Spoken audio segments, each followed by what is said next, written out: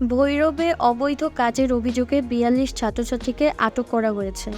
কাপড় দিয়ে ঘেরা অবৈধ রেস্টুরেন্ট ও কফি হাউসে সেনাবাহিনী অভিযান চালিয়ে তাদের আটক করে। পরে অভিভাবকদের ডেকে মুচলেকা নিয়ে তাদের ছেড়ে দেওয়া হয়।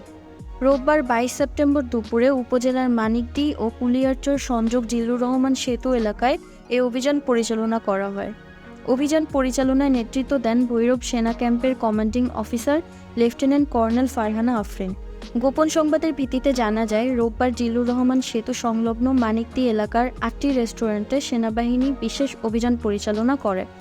তথ্য ছিল, শিক্ষার্থীরা স্কুল কলেজ ফাঁকি দিয়ে এসব রেস্টুরেন্টে অসামাজিক কার্যকলাপে লিপ্ত থাকে। সেনাবাহিনী রেস্টুরেন্টগুলোতে গিয়ে এর সত্যতা পায়। ওখানে প্রতিটি রেস্টুরেন্টের প্রতিটি কক্ষ কাপড় দিয়ে ঘেরা অবস্থায় ছিল।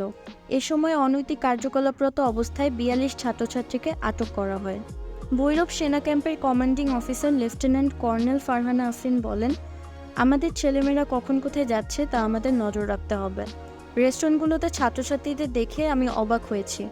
এছাড়াও রেস্টুরেন্ট মালিকরা পরবর্তীতে এ ধরনের কোনো অনৈতিক কার্যকলাপ পরিচালনা করলে তাদের বিরুদ্ধে কঠোর ব্যবস্থা গ্রহণ করা হবে।